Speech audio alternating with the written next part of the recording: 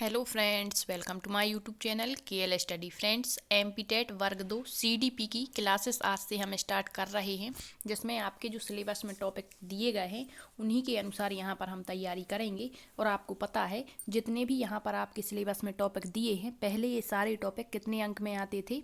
30 अंक में। लेकिन अब क्या किया है कि टॉपिक सारे वही हैं और अंक घटा करके 10 कर दिए हैं, अर्थात 10 नंबर के यहाँ पर आपके क्वेश्चन सीडीपी के आने हैं। तो 10 नंबर में से आपको अधिक से अधिक तैयारी करनी होगी, ताकि जो बाल विकास ऐसी चीज़ होती है, यदि आप इसे समझ करके पढ़ते हैं तो 10 में से 10 अंक भी ला सकते हैं। ठीक है, एक एक अंक इम्पोर्टेंट होता है।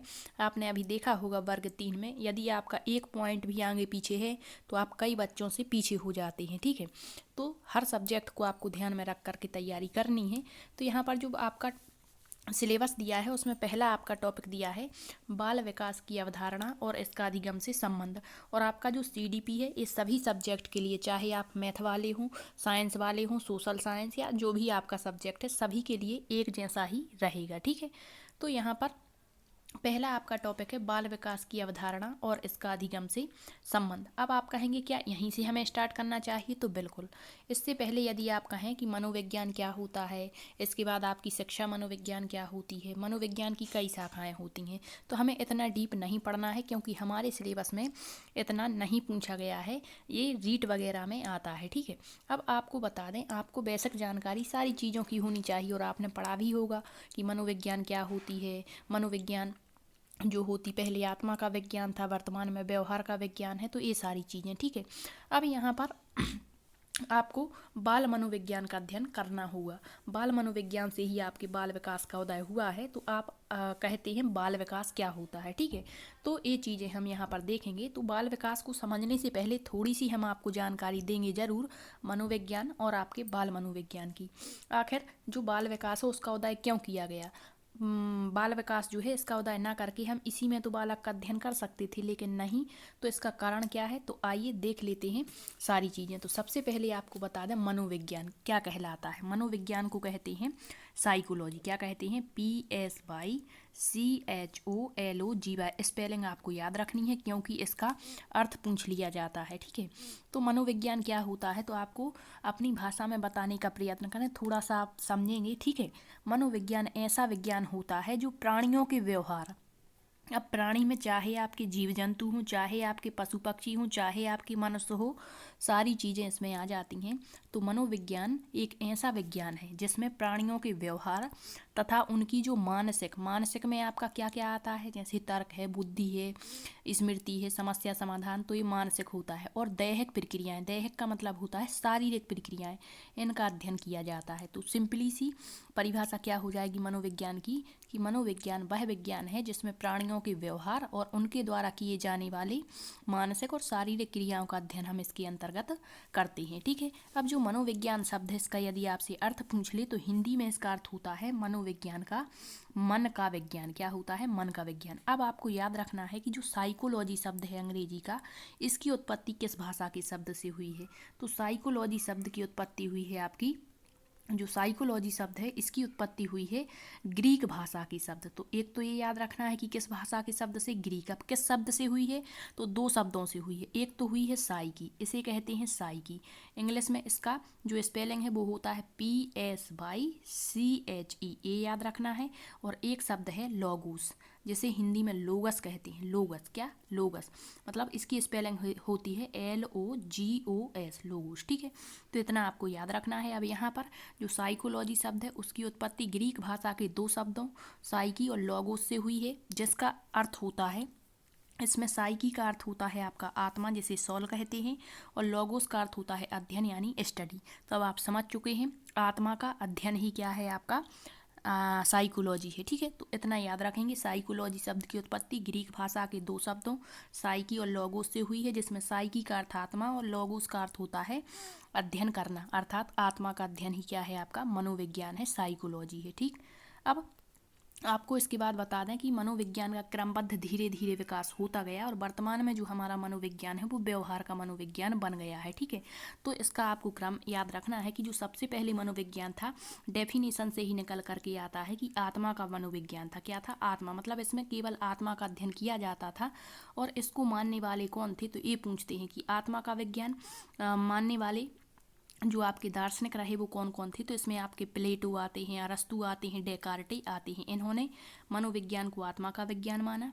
और यह जो आत्मा का मनोविज्ञान है ये किस शताब्दी में आया था? तो ये भी आपको याद रखना है, 16वीं शताब्दी में।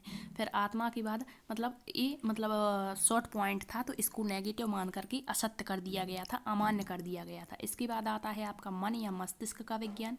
तो ये कब आता है? 17वीं शताब्दी में। और जो मनोविज्ञान है, फिर आत्मा के बाद किसका विज्ञान माना गया? मन का। और ये 17वीं शताब्दी में। और मानने वाले थे इसको पाम्पुनोजी और थॉमस रीड करके। ठीक है, इटली के आपके दार्शनिक थे। फिर सबसे पहले आत्मा के बाद आया आपका मन या मस्तिष्क का विज्ञान। फिर आया चेतना का विज्ञान। किसका आया? चेतना का विज्ञान। तो चेतना का विज्ञान ये तो 16वीं सदी में आया था। मन का विज्ञान 17वीं सदी में। 18वीं सदी को अंध युग कहा जाता है, इसमें कोई कार्य नहीं हुआ था।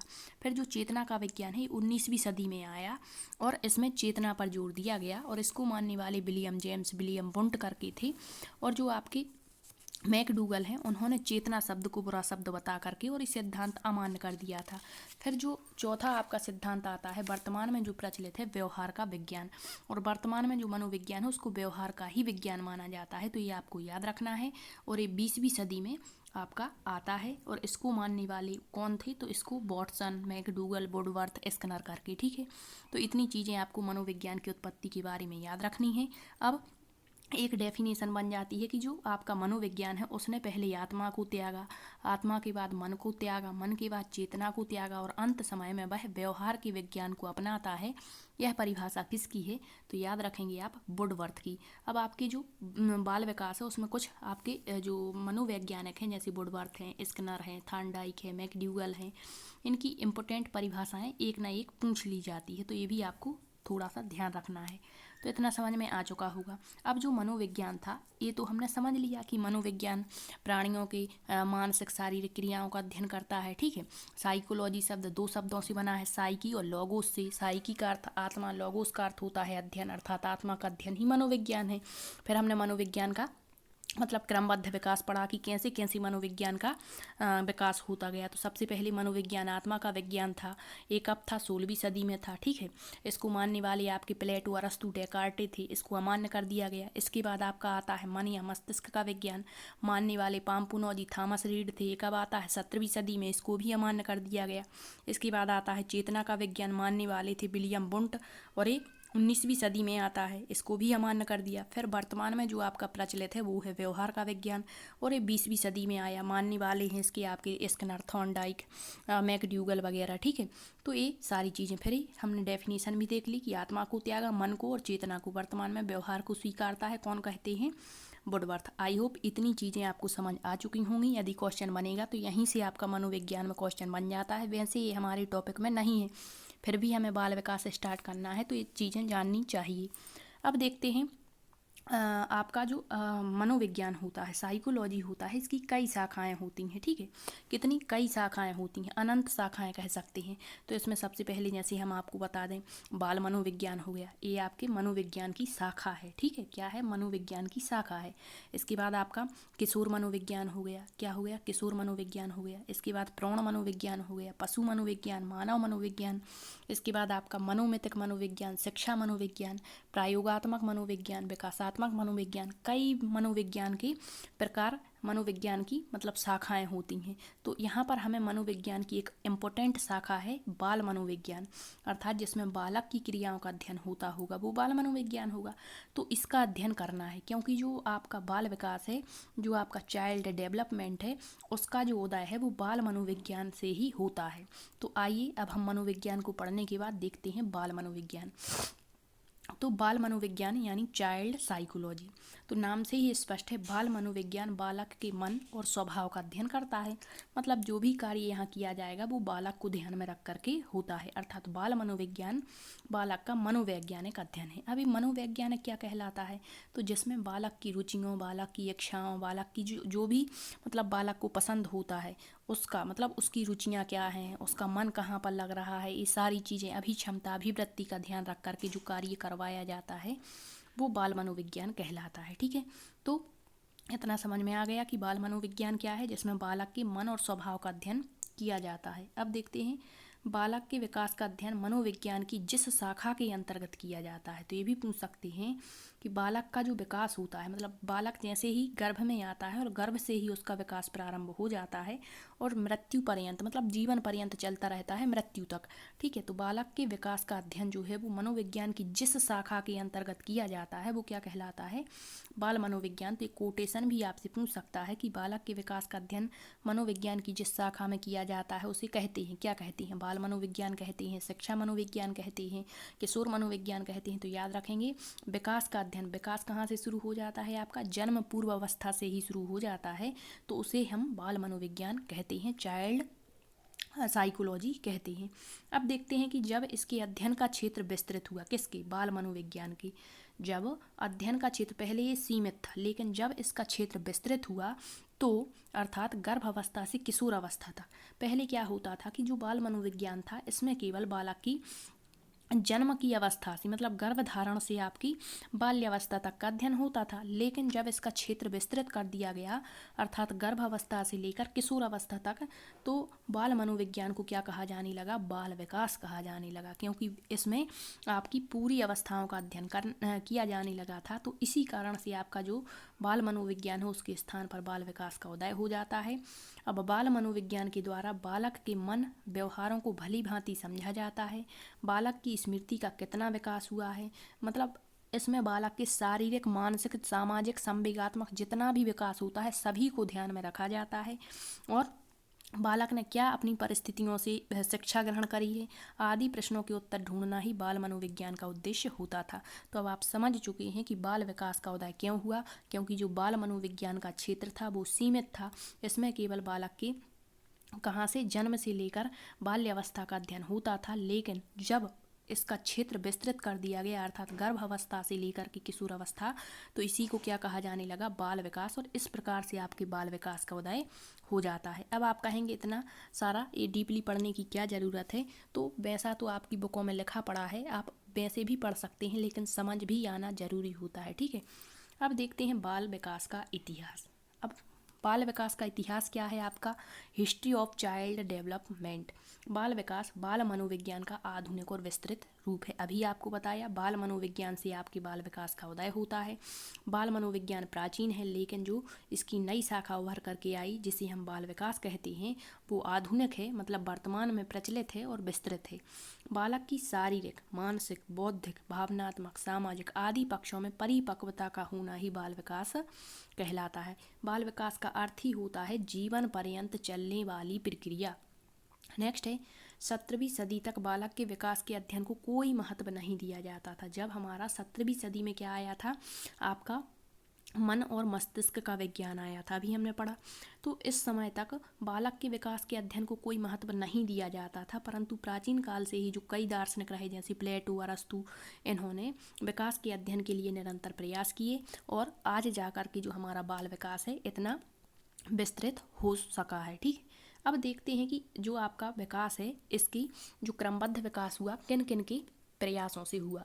तो सबसे पहले प्लेटो का नाम आता है, जो आपके दार्शनिक हैं, ये कहाँ के हैं, तो यूनानी ग्रीस के हैं ये, और ये कब से कब तक रहे, तो 427 से 344 ईसा पूर्व। इन्होंने क्या कहा था हमारे बाल विकास के बारे में, इनकी पुस्तक याद रखेंगे, पिछली बार वर्ग 2 में पूछा गया था द रिपब्लिक बुक किसकी है, तो वो आपकी प्लेटो की है। ठीक है, तो इन्होंने अपनी पुस्तक द रिपब्लिक में इस तथ्य को स्वीकार किया था कि बाल्यावस्था में बच्चों को जो हम प्रशिक्षण देते हैं, जो सिखाते हैं, उसका प्रभाव बालक की बाद की व्यावसायिक दक्षताओं और समायोजन पर पड़ता है। मतलब बालक जो कुछ भी बाल्यावस्था में सीख जाता है उसका प्रभाव उसके बाद के चाहे व्यावसायिक दक्षताएं हो, चाहे कहीं पर समायोजन करना हो उसको, किसी भी परिस्थिति में अपने आप को ढालना हो तो वहाँ पर इसमें जो सीखा है उसका प्रभाव पड़ता ही पड़ता है, और ये आप निजी जीवन में प्रयोग करके देख सकते हैं। ठीक है, तो ये कहा था प्लेटो ने। नेक्स्ट है, बालक के विकास का प्रथम बार वैज्ञानिक अध्ययन किसने किया था? मोस्ट इंपोर्टेंट फैक्ट है। तो बालक के विकास का पहली बार वैज्ञानिक अध्ययन किया था 18वीं शताब्दी, सन पूछता है तो 1774 ईस्वी में पेस्टालॉजी ने किया था। और इनका यह विवरण इन्होंने स्वयं के 3.5 वर्ष के पुत्र पर किया था, उसकी बेबी बायोग्राफी या बाल कथा पर ये आधारित था, तो ये याद रखेंगे।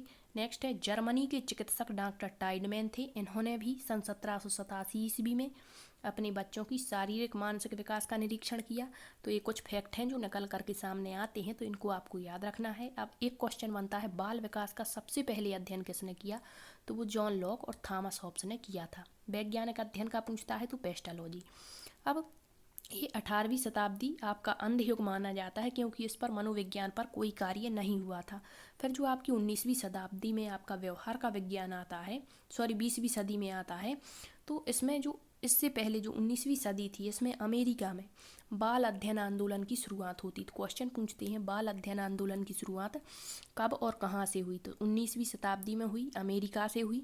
और किसने की थी? इसके जन्मदाता कौन थे बाल अध्ययन आंदोलन के? तो वो स्टैनली हॉल, जिन्हें हम किशोरावस्था का जनक मानते हैं, वही स्टैनली हॉल हैं, इस आंदोलन के जन्मदाता हैं।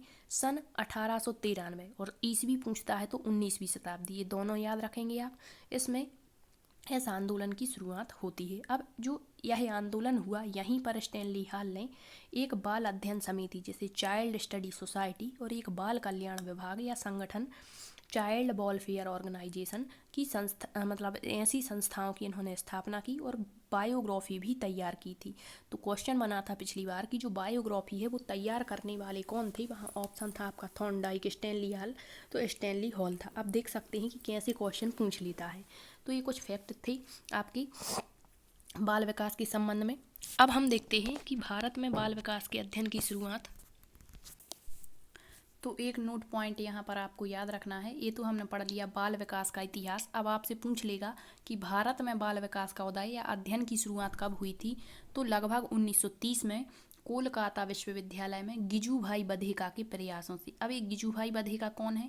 तो जब हम बाल केंद्रित शिक्षा और प्रगतिशील शिक्षा पढ़ेंगे वहाँ पर इनके बारे में आपको डीपली बता देंगे। फिर भी आपको याद रखना है, जो गिजुभाई बधेका हैं इन्हें बच्चे जो हैं मूंछों वाली माँ कहते थे, और यह गुजरात के थे जिन्होंने बाल मंदिर की स्थापना वहाँ पर की थी। ठीक है, नेक्स्ट है कुछ महत्वपूर्ण बाल विकास की परिभाषाएं हैं, तो ये आपको याद रखनी है। बर्क महोदय हैं, इन्होंने कहा था कि जो आपका बाल विकास है, जो आपका चाइल्ड डेवलपमेंट है, यह मनोविज्ञान की वह शाखा है जिसमें जन्म पूर्व अवस्था, जन्म पूर्व का मतलब होता है गर्भधारण से ही, अर्थात गर्भधारण से परिपक्व अवस्था तक होने वाले विकास का अध्ययन इन्होंने ये कहा। ठीक है, किसने? बर्क ने। जबकि क्रो एंड क्रो हैं, ये दो क्रो हैं। ठीक है, एक एलिस क्रो हैं और एक लिस्टन क्रो हैं। इन्होंने बाल विकास का वैज्ञानिक अध्ययन किया और इन्होंने कहा कि बाल विकास वह है जिसमें गर्भावस्था के प्रारंभ से किशोर अवस्था के प्रारंभ तक, तो ये याद रखेंगे, होने वाले विकास को बाल विकास कहा है इन्होंने। तो ये क्रो एंड क्रो और बर्क की परिभाषा आपको याद रखनी है। अब हम देख लेते हैं कि जो बाल मनोविज्ञान है इससे आपका बाल विकास का उदय होता है। क्यों? क्योंकि बाल मनोविज्ञान में जो क्षेत्र था इसका वो सीमित था, लेकिन जब इसका क्षेत्र व्यापक कर दिया गया तो उसी को बाल विकास कहने लगे।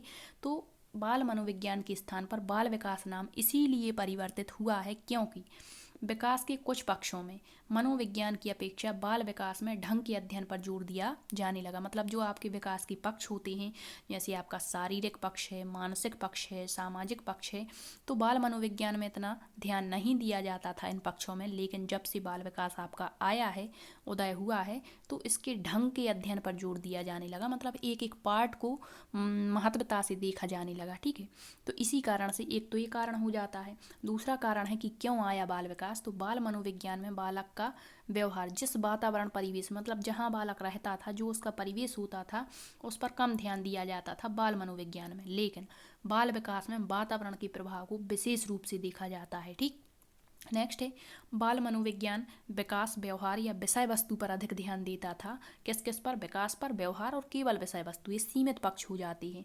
जबकि बाल विकास इन सभी की प्रक्रियाओं पर बल देता था। ठीक है, तो ये इस कारण से भी आपके बाल विकास का उदय हुआ। और नेक्स्ट है बाल मनोविज्ञान जो था, इसमें गर्भावस्था से केवल बाल्य, एक क्वेश्चन बना था पिछली बार कि बाल विकास में अध्ययन किया जाता है। ऑप्शन था गर्भावस्था से बाल्यावस्था, गर्भावस्था से किशोरावस्था, इस तरीके से। तो आपका यदि बाल मनोविज्ञान पूछता है तो इसमें गर्भावस्था से बाल्यावस्था पर ही विशेष रूप से ध्यान दिया जाता था, जबकि आपके बाल विकास में गर्भावस्था से किशोरावस्था तक का अध्ययन होता था। तो इतनी चीज़ें आपको याद रखनी है। ये हुआ आपके बाल विकास का इतिहास, कैसे कैसे बाल विकास का उदय हुआ, मनोविज्ञान क्या है, बाल मनोविज्ञान क्या है और बाल विकास। आई होप आपको इतनी सारी चीज़ें समझ में आ चुकी होंगी। अब यहाँ से शुरू होता है आपका टॉपिक जो दिया गया है आपके सिलेबस में, फर्स्ट टॉपिक।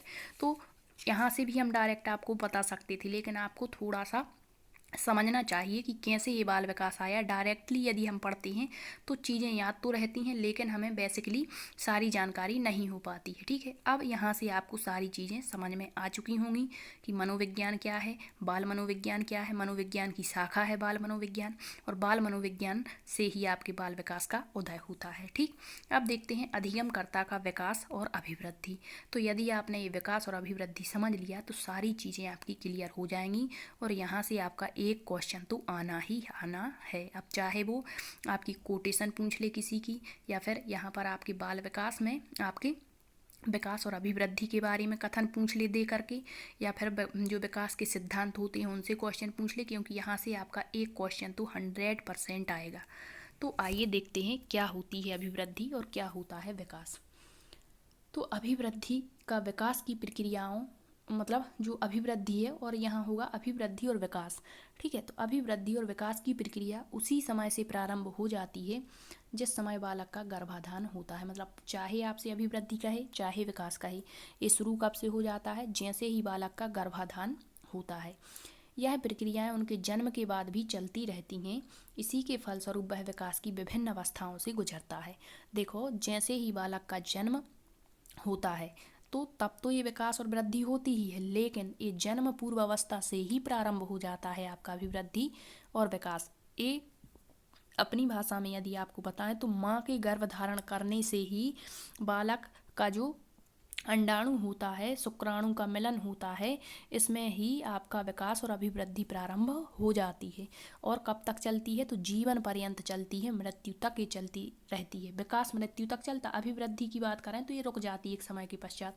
तो ये हम सारी चीज़ें थोड़ी सी देर बाद देखेंगे। ठीक है, यह प्रक्रिया उनके जन्म के बाद चलती रहती हैं। इसी के फलस्वरूप यह विकास की विभिन्न अवस्थाएं, अब जैसे जैसे बालक बड़ा होता जाता है तो अपनी विभिन्न अवस्थाओं से गुजरता है। इन अवस्थाओं में आपकी शैशवावस्था हो गई, इसके बाद बाल्यावस्था हो गई, किशोर अवस्था हो गई, प्रौढ़ अवस्था हो गई, वृद्ध अवस्था हो गई। ठीक है, तो इन अवस्थाओं से गुजरता है जिसमें उसका मतलब शारीरिक, मानसिक, संवेगात्मक, सामाजिक विकास होता है। तो जिन अवस्थाओं से गुजरता है तो प्रत्येक अवस्था का अपना शारीरिक, मानसिक, संवेगात्मक और सामाजिक विकास होता चला जाता है। जैसे कहते हैं कि शैशव अवस्था में बालक का सबसे ज़्यादा शारीरिक और मानसिक विकास होता है, जबकि उसमें सामाजिक विकास का अभाव होता है। ठीक है, तो इस तरीके से। तो यहाँ पर अपनी भाषा में एक बार फिर से आपको बताते हैं कि अभिवृद्धि और जो विकास होता है वो गर्भाधान से ही प्रारंभ हो जाता है, और जन्म मतलब उसके जन्म के बाद भी चलता रहता है, और जैसे जैसे उसका विकास होता जाता है विभिन्न अवस्थाओं से गुजरता है, और विभिन्न अवस्थाओं में उसका इस प्रकार से विकास होता है। अब देखते हैं मानव विकास का प्रारंभिक काल जो होता है उसी को हम बाल विकास कहते हैं। मानव विकास के सभी पहलुओं का अध्ययन विकासात्मक मनोविज्ञान में किया जाता है। 1 मिनट रुकेंगे आप। हाँ, तो ये क्वेश्चन भी पूछा गया था वर्ग 2 में, प्रीवियस ईयर क्वेश्चन पेपर आपने लगाए होंगे, डले हुए हैं वर्ग 2 के CDP के। तो जो पूछा था कि जो विकासात्मक मनोविज्ञान है इसमें किसका अध्ययन होता है, तो एक तो यहाँ पर आपकी गर्भावस्था से लेकर के किशोरावस्था तक का, इसके जनक कौन माने जाते हैं विकासात्मक मनोविज्ञान के, तो जीन पियाजे को विकासात्मक मनोविज्ञान का जनक माना जाता है। तो ये विकासात्मक मनोविज्ञान क्या होता है, जब हम जीन पियाजे वाले टॉपिक को पढ़ेंगे तो वहाँ पर आपको बहुत अच्छे से बता देंगे। ठीक है, तो ये दिया है यहाँ पर कि गर्भावस्था से जीवन पर्यंत और व्यापक अध्ययन। ठीक है, तो यहाँ किशोरावस्था नहीं होगा, सॉरी, यहाँ जीवन पर्यंत अध्ययन होता है विकासात्मक मनोविज्ञान में, क्योंकि विकास का मतलब ही होता है जीवन पर्यंत चलने वाली प्रक्रिया। अब देखते हैं विकास के साथ ही अभिवृद्धि का संप्रत्यय जुड़ा हुआ है। तो ये जो अभिवृद्धि होती है, यदि आपसे पूछता है अभिवृद्धि को ही आपकी अभिवृद्धि को केवल वृद्धि भी कहते हैं।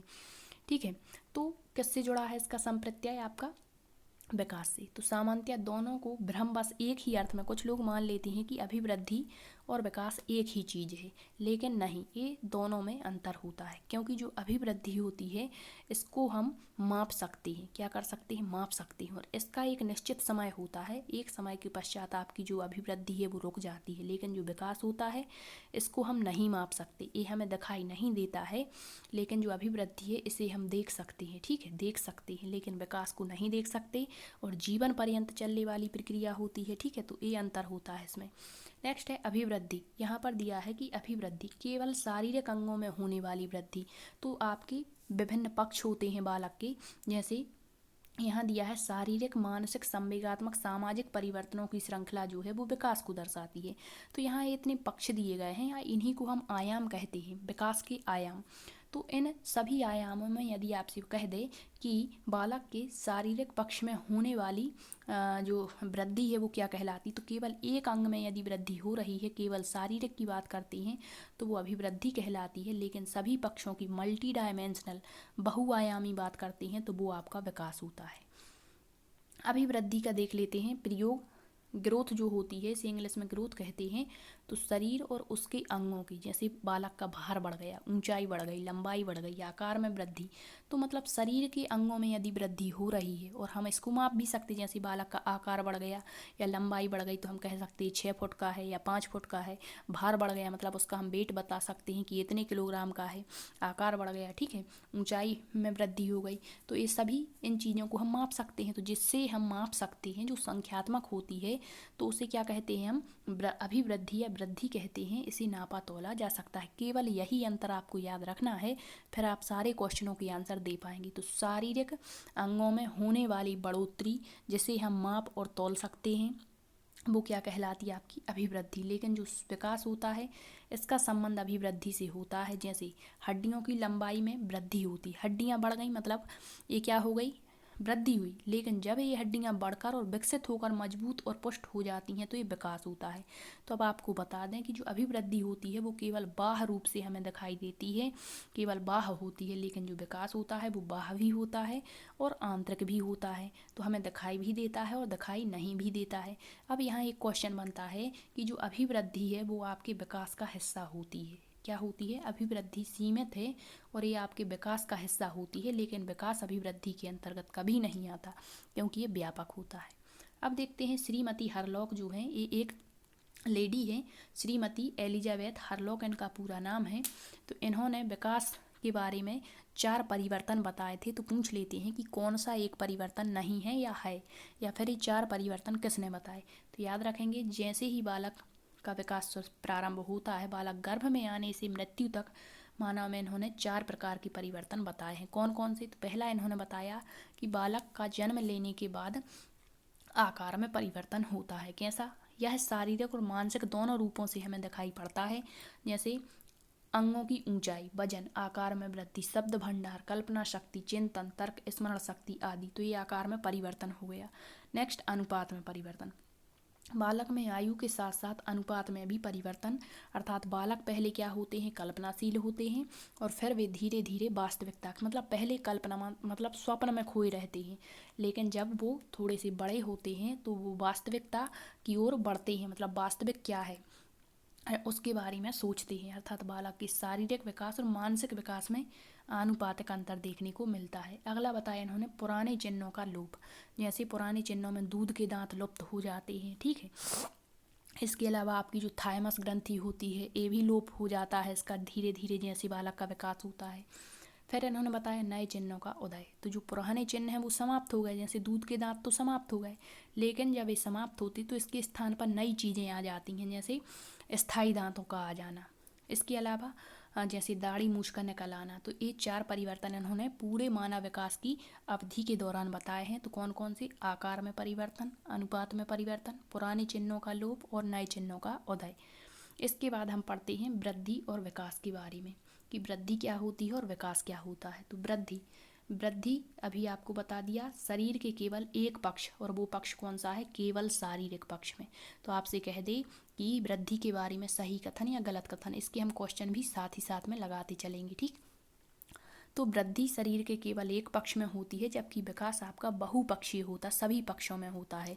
तो एक पक्ष यहाँ पर शारीरिक पक्ष हो जाता है, लेकिन आपका जो विकास है वो शारीरिक पक्ष के साथ साथ आपका मानसिक पक्ष, सामाजिक पक्ष, संवेगात्मक पक्ष सभी में होता है। ठीक है, तो जो वृद्धि है वो केवल एक पक्ष में होने वाला परिवर्तन है, अर्थात शारीरिक पक्ष। वृद्धि एक पक्षीय होती है, बिल्कुल अभी हमने देख लिया। शरीर की लंबाई, चौड़ाई और भार में जो वृद्धि होती है वो अभिवृद्धि कहलाती है। वृद्धि को हम देख सकते हैं, मूर्त होती है मतलब प्रत्यक्ष रूप से, जैसे लंबाई बढ़ गई तो हमें दिखाई देती है कितनी है। वृद्धि का स्वरूप बाह्य होता है, मतलब जो हम देख सकते हैं। फिर दिया है वृद्धि एक निश्चित समय तक चलती है, जैसे मान के चलिए एक मनुष्य है, उसकी लंबाई बढ़ी तो एक समय ऐसा आता है कि फिर उसकी लंबाई बढ़ना रुक जाता है। ठीक है, तो इसका जो समय है वो निश्चित होता है। वृद्धि को मापा तोला जा सकता है, और माप तौल को हम क्या कहते हैं, परिमाणात्मक, मात्रात्मक या संख्यात्मक। तो कहेंगे कि वृद्धि होती है, कैसी होती है, परिमाणात्मक होती है, मात्रात्मक होती है या संख्यात्मक। तो तीनों सही है क्योंकि एक ही नाम है ये। ठीक है, वृद्धि केवल आकार बढ़ने से संबंधित होती है। फिर है वृद्धि में केवल रचनात्मक परिवर्तन शामिल होते हैं, अतः वृद्धि विवृद्धि सूचक है, किशोर अवस्था की तरफ बढ़ते हैं। विवृद्धि सूचक होती है अर्थात किशोर अवस्था की तरफ। तो क्या होता है, रचनात्मक परिवर्तन का मतलब होता है नई नई रचनाएं होती रहती हैं शरीर के अंगों में। नेक्स्ट है वृद्धि रेखीय होती है, कैसी होती है, रेखीय। रेखीय का मतलब केवल एक दिशा में चलती है। ठीक है, जबकि आपका विकास कभी कम होता, कभी ज़्यादा, कभी कम, कभी ज़्यादा, तो ये वर्तुलाकार होता है। ठीक है, वृद्धि की दिशा अनिश्चित होती है, मतलब जो वृद्धि होती है इसकी दिशा निश्चित नहीं है। रेखीय भली है लेकिन दिशा अनिश्चित होती है। ठीक है, ऐसा नहीं होता कि यदि इसकी लंबाई बढ़ गई है तो इसकी जो आकार है वो भी इसी दिशा में बढ़ेगा, नहीं। ठीक, अब देखते हैं विकास। अभी वृद्धि के बारे में समझ गए, अब विकास। विकास क्या होता है, तो वृद्धि विकास का ही एक हिस्सा है, क्योंकि जो शारीरिक पक्ष है वो आपका विकास में भी तो आता है। तो एक इससे क्वेश्चन बनता है, अभी हम क्वेश्चन भी देखेंगे। फिर दिया है विकास संपूर्ण पक्षों में होने वाला। संपूर्ण पक्ष मतलब शारीरिक, मानसिक, सामाजिक सभी पक्षों में, अर्थात विकास बहुआयामी होता है, मल्टी डायमेंशनल होता है। विकास का स्वरूप बाह्य भी होता है और आंतरिक दोनों होता है। विकास जीवन पर्यंत चलता है, जबकि आपकी वृद्धि एक समय पश्चात रुक जाती है। विकास एक व्यापक अवधारणा है, जबकि आपकी वृद्धि सीमित अवधारणा। व्यापक क्यों, क्योंकि यह सभी पक्षों में होता है, जबकि वृद्धि केवल एक पक्ष में होती है। विकास आपका परिमाणात्मक तो होता ही है, साथ ही साथ एक गुणात्मक भी होता है। यदि ऐसा ऑप्शन दिया है कि विकास है, ऑप्शन में है गुणात्मक, फिर दिया है परिमाणात्मक, फिर दिया है गुणात्मक और परिमाणात्मक या उपर्युक्त सभी, तो आपको बताना है परिमाणात्मक और गुणात्मक बेस्ट ऑप्शन माना जाएगा। नेक्स्ट है विकास में रचनात्मक और विनाशात्मक दोनों परिवर्तन शामिल होते हैं। पहले तो बालक रचनात्मक का मतलब हो जाएगा कि जन्म से कहाँ जाता है, किशोर अवस्था की तरफ, लेकिन विनाशात्मक का मतलब होता है कि किशोर अवस्था के बाद बालक का धीरे धीरे मृत्यु की ओर बढ़ना, मतलब विनाश हो जाना। नेक्स्ट है विकास निरंतर चलने वाली प्रक्रिया है, भले ही धीरे धीरे चले लेकिन निरंतर रूप से, सतत रूप से चलती रहती है। विकास विवृद्धि सूचक और ह्रास सूचक, अर्थात वृद्ध अवस्था या मृत्यु की तरफ जाता है, जबकि आपकी जो वृद्धि होती है वो कैसी होती है, रचनात्मक होती है। विकास की दिशा निश्चित होती है। विकास अमूर्त होता है, मूर्त भी होगा लेकिन अमूर्त ज़्यादा राइट है, क्योंकि विकास के कुछ परिवर्तन तो हमें दिखते हैं, कुछ नहीं दिखते। विकासात्मक परिवर्तन प्रायः व्यवस्थित, प्रगतिशील और नियमित होते हैं, ये याद रखना है। विकास बहुत ही लचीला होता है, इसका मतलब होता है कि बालक के जन्म के बाद मतलब जो चीज़ें हम उसमें बदलना चाहते हैं वो बदल सकते हैं। ठीक है, विकास संचयी होता है। संचयी का मतलब होता है कि जो विकास है उसकी पुनरावृत्ति होती रहती है। जैसे एक बालक है जो शैशवावस्था में, और शैशवावस्था में उसमें आत्म प्रेम की प्रवृत्ति पाई जाती है। ठीक है, लेकिन जैसे ही बालक बाल्यावस्था में आता है तो आत्म प्रेम लुप्त हो जाता है, और फिर जैसे ही बालक किशोर अवस्था में आता है तो स्वयं से प्रेम करने की प्रवृत्ति उसमें फिर से जागृत हो जाती है। यही कहलाता है संचयी होता है विकास, मतलब इसकी पुनरावृत्ति होती रहती है। नेक्स्ट है विकास पूर्व अनुमेय होता है। इसका मतलब क्या है, मतलब बालक के जन्म के बाद ही हम पूर्व अनुमान लगा सकते हैं कि ये बालक किस दिशा में क्या कार्य करेगा, मतलब पूर्व अनुमान अनुमानित होता है। विकास एकीकृत होता है। एकीकृत का मतलब जितने भी इसके पक्ष हैं, चाहे शारीरिक हो, मानसिक हो, सामाजिक, एक दूसरे से जुड़े होते हैं। विकास प्रासंगिक होता है, क्वेश्चन बना था पिछली बार वर्ग 2 में। इसका मतलब होता है कि जो विकास है यह ऐतिहासिक, इस पर ऐतिहासिक, परिवेश, सामाजिक, सांस्कृतिक घटकों का प्रभाव पड़ता है, इसी को प्रासंगिक कहते हैं। विकास सामान्य से विशिष्ट की ओर, सरल से जटिल की ओर और एकीकृत से क्रियात्मक स्तरों की ओर होता है। तो ये याद रखेंगे। पूछते हैं कि बताइए विकास के बारे में कौन सा कथन सही है या गलत है। अब देखते हैं कुछ क्वेश्चन जो आपकी वृद्धि और विकास से बन सकते हैं। सबसे पहला क्वेश्चन, विकास होता है। तो अभी आपको बताया विकास मात्रात्मक भी होता है, गुणात्मक भी होता है। यहाँ दिया है मात्रात्मक एवं गुणात्मक। तो यदि ए ऑप्शन नहीं होता तो फिर आप गुणात्मक लगाते, लेकिन यदि ए ऑप्शन दिया है तो आपको ऑप्शन सी बिल्कुल करेक्ट लगाना है। नेक्स्ट है, निम्न में से कौन सा एक सही है। ये बनता है वृद्धि और विकास से संबंध में क्वेश्चन कि अभिवृद्धि विकास का हिस्सा होती है। हमने अभी पढ़ा, बिल्कुल सही है। फिर कह रहे हैं विकास अभिवृद्धि का हिस्सा नहीं। विकास एक निश्चित समय तक चल नहीं, विकास जीवन पर्यंत चलता है। यदि कहते वृद्धि निश्चित समय तक तो सही होता। विकास एक संकुचित अवधारणा है, गलत। विकास संकुचित नहीं बल्कि कैसी अवधारणा है, व्यापक। तो इसका correct answer option A. Next है, विकास के परिवर्तन होते हैं कैसे। तो विकास के जो परिवर्तन है वो रचनात्मक और विनाशात्मक दोनों होते हैं। केवल यदि रचनात्मक की बात करते हैं तो ये हो जाते हैं आपके वृद्धि के परिवर्तन। ठीक। नेक्स्ट है, एक कोटेशन बहुत ही इंपॉर्टेंट है, कैसे भी करके घुमा के पूछ ले, बस आपको शब्दों पर ध्यान देना है। विकास जो है अभिवृद्धि तक ही नहीं बल्कि इसमें पूर्ण अवस्था के लक्ष्य की ओर परिवर्तनों का प्रगतिशील क्रम रहता है। विकास के परिणाम स्वरूप व्यक्ति में नवीन विशेषताएं और नवीन योग्यताएं आ जाती हैं। यह कथन है श्रीमती एलिजाबेथ हरलॉक का। ठीक है। तो इन्होंने कहा है कि जो विकास है यदि अभिवृद्धि तक सीमित होता तो फिर विकास की ज़रूरत ही नहीं पड़ती, केवल अभिवृद्धि का अध्ययन कर लेते। तो इसी बेस पर इन्होंने कहा श्रीमती हरलॉक ने कि विकास अभिवृद्धि तक नहीं बल्कि इसमें अन्य परिवर्तन भी शामिल हैं जो पूर्ण अवस्था की ओर बढ़ते हैं। हरलॉक। ठीक। नेक्स्ट क्वेश्चन है, श्रीमती हरलॉक ने विकास में गर्भ में आने से लेकर मृत्यु तक 4 प्रकार के परिवर्तन बताए हैं। इनमें से कौन सा नहीं है। तो आकार में परिवर्तन है, अनुपात में परिवर्तन है, नए चिन्हों का विकास है, लेकिन ऑप्शन डी गलत है। यहाँ पर पुराने चिन्हों का लोप होना चाहिए था। यही पूछा है कौन सा एक नहीं है, तो ऑप्शन डी। नेक्स्ट है, कोशीय गुणात्मक वृद्धि है किसने कहा। मतलब जो वृद्धि होती है वो कोशिकाओं में बढ़ोतरी को दर्शाती है, किसने कहा है। तो ये फ्रैंक का कथन है, याद रखेंगे। नेक्स्ट है, क्रमिक और संगत परिवर्तनों की उत्तरोत्तर श्रृंखला विकास को कहते हैं। ये कथन किसका है। तो ये भी हरलॉक का कथन है। विकास होता है, कैसा होता है। तो अभी हमने पढ़ा था विकास आपका जो है विकास होता है सामान्य से विशिष्ट भी होता है, नियम से उदाहरण। मतलब आपके जो सामान्य से विशिष्ट जो होता है तो आपके नियम जो होते वो सामान्य होते, वो उदाहरण विशिष्ट होते हैं, और यही आपकी आगमन विधि होती है सरल से जटिल की ओर। तो ये सभी ऑप्शन सही हैं। जो विकास है वो सामान्य से विशिष्ट भी होता है, नियम से उदाहरण, और सरल से जटिल। तो ये क्वेश्चन आपके वृद्धि और विकास से बनते हैं जो आपको बता दिए। आई होप आपको सारी चीज़ें अच्छे से समझ में आ चुकी होंगी। अब नेक्स्ट क्लास लाएंगे जिसमें हमारा जो वृद्धि और विकास के सिद्धांत हैं और इसके प्रमुख आयाम शारीरिक मानसिक विकास, इससे पूछ लेते हैं कि कौन से मतलब शारीरिक पक्ष के अंतर्गत आता है या नहीं आता, मानसिक पक्ष कौन कौन से हैं। तो अगली क्लास में हम सारा आपका वृद्धि और विकास वाला टॉपिक क्लियर कर लेंगे। ठीक है। इसके बाद नेक्स्ट सेशन रखेंगे आपका जो दूसरा टॉपिक दिया गया है स्वास्थ्य संबंधी व्यवहार संबंधी समस्याएं, क्योंकि जल्दी जल्दी हम इनको कवर करने का प्रयत्न करेंगे ताकि सिलेबस आपका टाइम पर ख़त्म हो सके और आप अधिक से अधिक प्रैक्टिस कर सकें। यदि आपको सेशन पसंद आया है तो शेयर करें, और यदि आपका कोई क्वेश्चन है तो कमेंट्स में पूछ सकते हैं। Thank you.